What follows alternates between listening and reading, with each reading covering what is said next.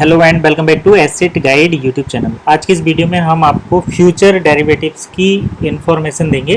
तो देखिए, डेरिवेटिव्स में दो ही चीज़ें काम करती हैं, एक होता है ऑप्शन, दूसरा होता है फ्यूचर। तो ऑप्शन आप बाय कर सकते हैं, कम पेमेंट में हो जाता है, लेकिन ऑप्शन के कॉन्ट्रैक्ट की डिलीवरी देना ये कोई बायर्स या सेलर को बाध्य नहीं करता, ये एक विकल्प की तरह काम करता है। लेकिन फ्यूचर की अगर हम बात करें तो फ्यूचर एक तरीके से वायदा होता है जिसमें आपको डिलीवरी परमानेंट देनी पड़ती है। तो आज हम फ्यूचर के बारे में ही डिटेल में एनालिसिस यहाँ पर करेंगे। तो चलिए एक एक करके हम सारी चीज़ें देख लेते हैं। सबसे पहले तो आपको फ्यूचर कॉन्ट्रैक्ट की बात बता दें। तो फ्यूचर कॉन्ट्रैक्ट एक एग्रीमेंट होता है जिसमें बायर और सेलर किसी एक प्री डिटरमाइंड प्राइस पर और किसी फ्यूचर की डेट में, जैसे मान लो आज है 28 जुलाई, तो 28 जुलाई में अगर हम अगस्त में कोई डिलीवरी लेनी हो तो अगस्त का फ्यूचर परचेज कर सकते हैं। जैसे यहाँ पर हम अगस्त का फ्यूचर परचेज करेंगे, तो आज ही अगर हमने उसको बाय या सेल कर लिया और होल्ड करके रखा तो फ्यूचर में उसकी एक्सपायरी की डेट पर हमें उसकी डिलीवरी लेनी या देनी पड़ेगी, डिपेंडिंग अपॉन हम बायर हैं या सेलर। अगर हम बायर हैं तो हमें डिलीवरी मिलेगी, अगर हम सेलर हैं तो हमें डिलीवरी देनी पड़ेगी, चाहे प्राइस कम हो या ज़्यादा, अगर हम उसको स्क्वायर ऑफ नहीं करेंगे अपनी पोजीशन को। तो फ्यूचर का जो एग्रीमेंट होता है उसमें आपको खरीदना या बेचना पड़ता है फ्यूचर की किसी भी दी हुई डेट पर और किसी डिटरमाइंड प्राइस पर, पहले से डिटरमाइंड प्राइस पर। तो चलिए ये इन्फॉर्मेशन होगी। दूसरा, फ्यूचर को आप अगर परचेज करके चल रहे हैं तो आप उसमें एक हैजिंग टूल यूज कर सकते हैं, जिससे क्या होता है, जैसे मान लो आपको ये लग रहा है कि अब मार्केट यहाँ से ऊपर जाएगा, तो आपने फ्यूचर को परचेज कर लिया, ठीक है, और अगर सडनली मार्केट नीचे गिरता है तो आप उसमें शॉर्ट पोजीशन भी बना सकते हैं किसी दूसरे फ्यूचर में, ठीक है।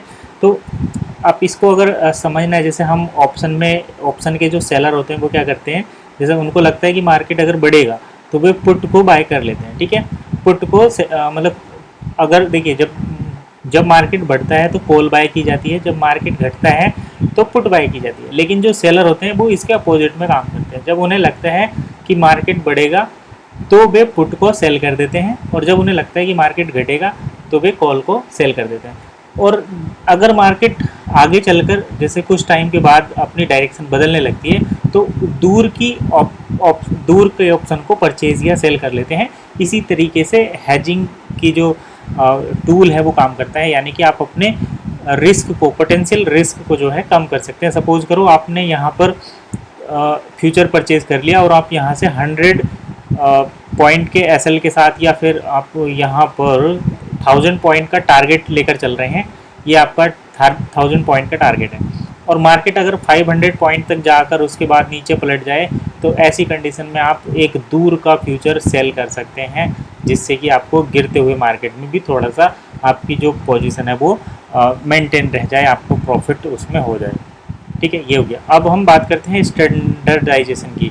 तो future standardise quantity and quality to facilitate exchange trading.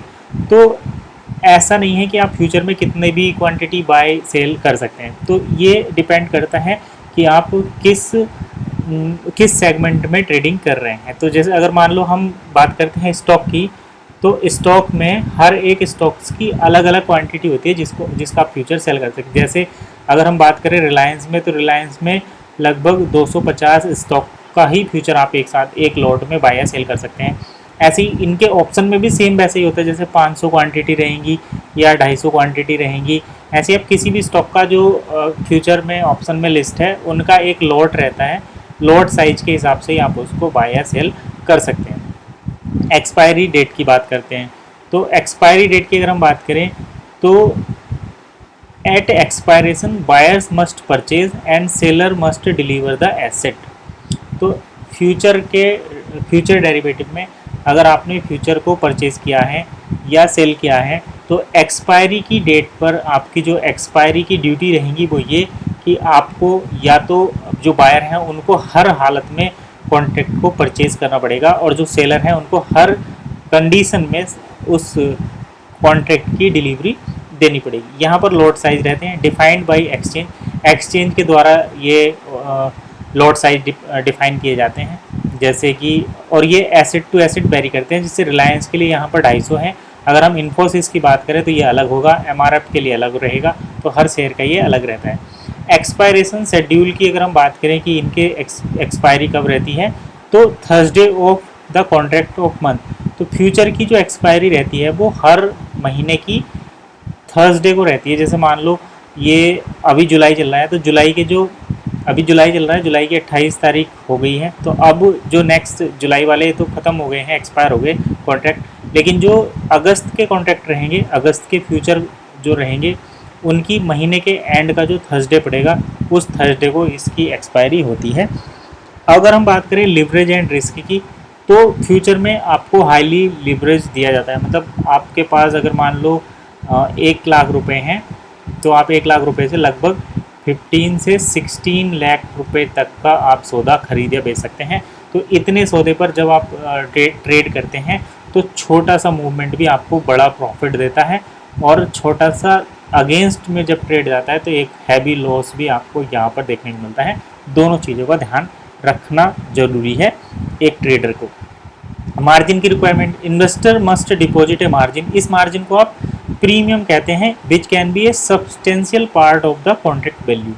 तो ये जैसे मान लो हम यहाँ पर 15-16 लाख का एक कोई सौदा खरीदते हैं, और उसको अब अगर हमें 1 लाख या 2 लाख रुपए की ज़रूरत पड़ रही है, दैट्स मीन्स ये हमारा वो मार्जिन है जिसके द्वारा हम उस फ्यूचर को खरीद या बेच सकते हैं। तो इतनी सारी चीज़ें ये हो गई। अब चलिए अगले पॉइंट की तरफ चलते हैं, और वो है कॉम्प्लेक्सिटी एंड रिस्क कितना है। तो कॉम्प्लेक्सिटी, हाई लिवरेज होने की वजह से जितना इसका प्राइस ऊपर बढ़ने पे हमें प्रॉफिट दिखाई देता है, उतना ही प्राइस नीचे जाने पर हमें लॉस भी देखने को मिल सकता है। तो हमें जब भी हम फ्यूचर में ट्रेड करें, हमें क्या, एक तो मार्केट में वॉलेटिलिटी चेक कर लेनी चाहिए, रिस्क कितना है वो देख लेना चाहिए, इसकी कॉम्प्लेक्सिटी को समझ लेना ज़रूरी है। ये सारी चीज़ें देखकर, और मार्केट की चाल भी, मार्केट की गति भी समझ लेना बहुत ज़रूरी है। ये सारी चीज़ें देखकर ही हमें फ्यूचर में या ऑप्शन में या डेरिवेटिव मार्केट में बाइंग सेलिंग करनी चाहिए। तो ये तो था डेरिवेटिव का एक शॉर्ट एनालिसिस। आई होप आपको जरूर पसंद आया होगा। मिलते हैं नेक्स्ट वीडियो में, तब तक के लिए कीप वॉचिंग एसेट ट्रेडर।